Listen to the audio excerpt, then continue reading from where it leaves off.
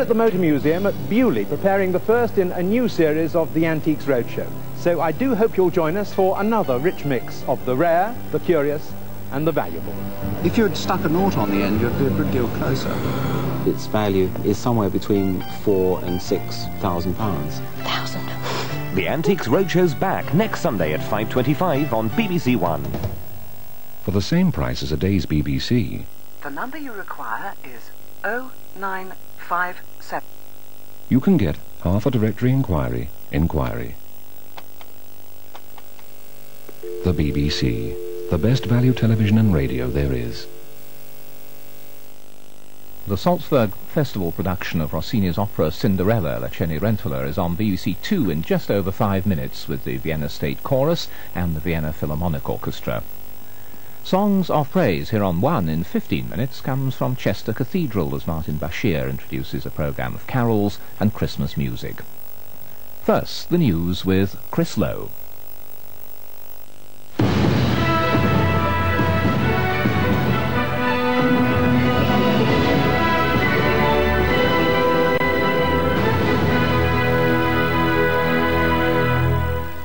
The Americans have shot down an Iraqi jet. They say 2 fighters opened fire on the Iraqi plane after it refused to leave the no-fly zone over southern Iraq. A UN envoy has tried and failed to persuade the Israelis to take back the Palestinians they deported. And mayhem at a remand centre as 50 young inmates go on the rampage. Good evening. An American fighter pilot has shot down an Iraqi MiG jet over the air exclusion zone in southern Iraq. It's not yet clear whether the pilot survived. A second Iraqi plane escaped the attack. It's the first shooting since 2 no-fly zones were imposed by the Gulf War allies 4 months ago.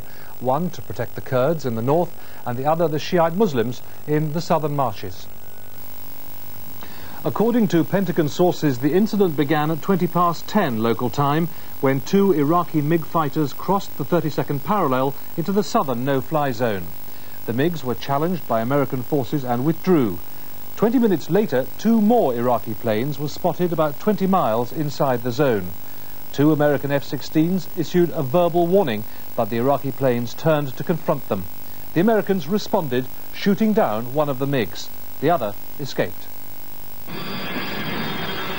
Allied fighters have been riding shotgun in the skies over Iraq since the ceasefire at the end of the Gulf War. A US military spokesman said 2 Iraqi aircraft entered a no-fly zone in southern Iraq, were challenged and left.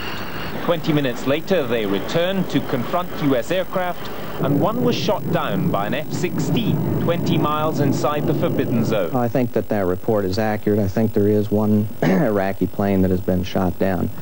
I don't know how much one ought to read into this, but I must say that it seems to me part of a pattern over the last several months of increasing Iraqi aggressiveness and challenging the UN, both in terms of the inspections and in terms of the relief effort. For weeks, US intelligence has been watching Baghdad's military movements designed to put pressure on Kurdish areas in the north and the Shiites in the south, plus Iraqi harassment and blowing up of UN food shipments. Almost 2 years after the Gulf War, today's statement from Baghdad that Iraq was merely flying a routine patrol over its national territory implies another attempt to test American resolve. But there's clearly been a warning issued for some time that what would happen to these planes and whether they went off course or whether this was a deliberate challenge. Frankly, I just don't think we know at this point. President Bush has yet to comment, but his administration and the new Clinton team have both warned potential adversaries not to conclude that this period of political transition means America is leaderless.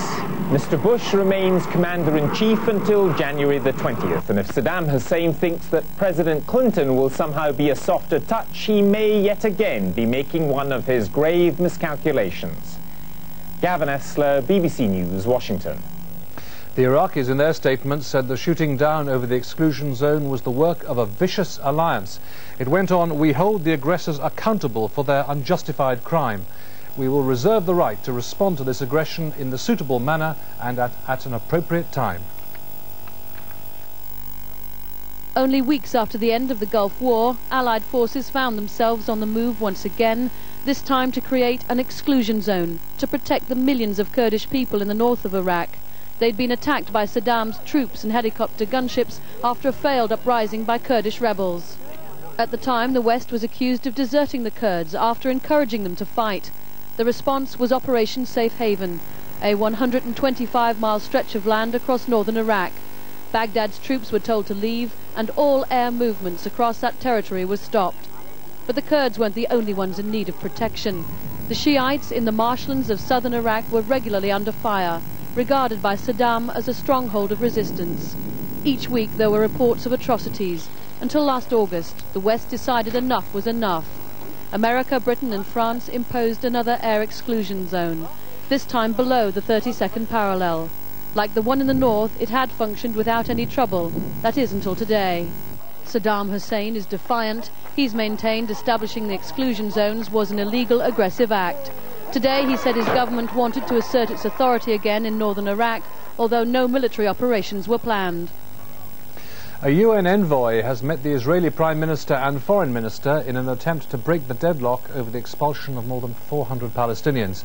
The UN's James Jonah arrived in Jerusalem after the deportees spent their 10th night in freezing conditions in southern Lebanon. Both Israel and Lebanon have refused to allow aid through to them. Conditions at the deportees' camp are colder than ever, though the weather has brought with it some relief. The snow which has settled on the ground has been welcomed by the Palestinians as a gift from God. They have no fresh water, and the snow, stored and melted, should keep them going. But although there are reports of some food being smuggled in, there's no sign of any proper supplies being allowed. In Israel and the occupied territories, there have been further protests to focus world attention on the plight of the expelled Palestinians. These are Israeli Arabs outside the Prime Minister's office. The demonstrations were also a greeting for the United Nations envoy James Jonah, whose first meeting was with the Israeli Foreign Minister Shimon Peres. Afterwards, Mr. Peres was in conciliatory form. We are in a mood to cooperate with the United Nations. We shall do so. We think it is a positive and a friendly organization. Mr. Jonah has also seen the Prime Minister Yitzhak Rabin. Almost certainly he will have found Mr. Rabin less willing to compromise. Tensions within the cabinet persist and could well intensify, with the Supreme Court telling ministers that there's to be a new hearing on the legality, not of the expulsions, but on the question of refusing humanitarian aid. The two issues are separate in the minds of many Israelis who regard the expulsions as justified, but the policy of refusing relief as excessively harsh. As the daily battles continue between Palestinians and the Israeli security forces, some at least are looking for ways of reducing tension. Justin Webb, BBC News, Jerusalem. Prison officers are assessing the damage caused by a riot at a remand centre at Reading in Berkshire, which involved nearly 50 young inmates. 3 officers were hurt and taken to hospital. The Board of Prison Visitors at Reading said they had written to the Home Secretary before the riot, warning that the centre was not suitable for young prisoners. The recreation centre bore the brunt of the riot. It started here after 48 inmates refused to return to their cells. The well-equipped block was wrecked within minutes. After injuring the 3 officers and stealing keys, prisoners moved to other areas, including the computer room, causing hundreds of thousands of pounds worth of damage. Fires were lit in the gymnasium and the kitchens. Some inmates commandeered a rubbish truck, ramming it into a gate, but the escape attempt failed. Reading became a remand centre last year. Plans to make it one of the most liberal institutions for young prisoners have been set back. Oh, we're disappointed. We tried to provide a good regime for the young people we have locked up, and they've abused it. The board at Reading has written to the Home Secretary. It's spoken to the area manager, and its annual report contains a reference to the fact that Reading, being an old Victorian and somewhat depressing inside, is not really a suitable place to contain unsentenced 17 to 21-year-olds who are very, very volatile. 150 prison officers regained control 3 hours later after moving in to overpower those inmates still inside. As the damage was assessed today, the Home Office refused to comment on reports that only 11 prison officers were on duty at the time. Inmates involved could face charges of assault, arson and prison mutiny. The policeman leading the inquiry into the murder of a 14-year-old Norfolk girl says he's hunting a brutal, unfeeling killer. Joanna Young's body was found near Watton. She'd suffered a severe head injury and drowned in a pit filled with water. Joanna had left her Watton home 20 miles west of Norwich on Wednesday evening and hadn't been seen since. Her body was found last night, close to where she lived. British troops have again come under fire in Bosnia. No one was hurt in the latest attack near the eastern town of Kladanja. British headquarters at Vitez say Serb forces fired 3 mortar bombs at a convoy of armoured personnel carriers. None of them was hit. UN officials in Bosnia suspect that much of the international food aid going into Sarajevo is being stolen by the various armed factions in and around the city. They say as much as 70% of the food brought in by road and air may never reach the civilians it's intended for. An inquiry is underway.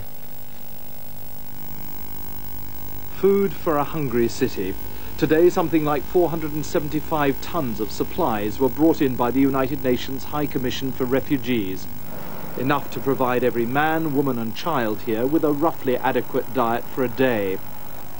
The trouble is, at some stage after it leaves the UN warehouses, a great deal of it just disappears. In a war situation where you have thousands of people with guns who can disrupt food supplies at any level of distribution, it's difficult to ensure that the food is getting to where it's most needed. We're trying to turn this around. Yet this isn't Somalia, where people came in and stole by force. Here the food vanishes during the distribution process. Some is quietly taken by the Bosnian government to feed the army and to put in store. But much more disappears privately in the distribution system. Until a recent police clampdown, a lot of UN food ended up in this market. Now most of the stalls are empty, though this man was selling UN oil at £10 a bottle. But it's in the bureaucracy that most food disappears. Many people who come to the distribution centres are only entitled to small amounts. The rest goes to the bureaucrats and their friends. In a siege, it's every man for himself, but the losers are those without money or connections. In one tiny flat without power or water, Aida Nikšić struggles to keep her sick child alive. They've had one single food ration in 20 days, and she doesn't expect any more for a month. These are the people the UN food is really meant for. It isn't reaching them.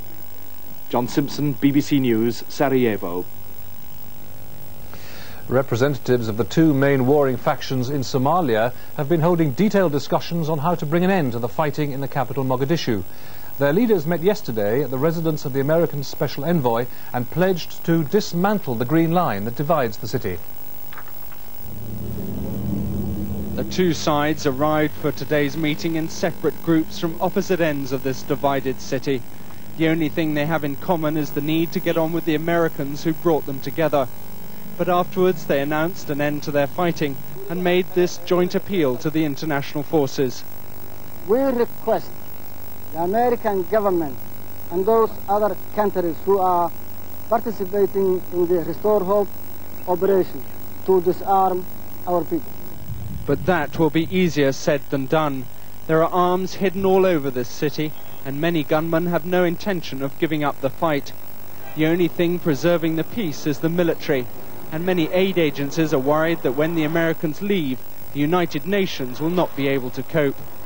I am concerned that not enough thought has been put into the transition for UNISOM to maintain the continuity in terms of bringing about improved security.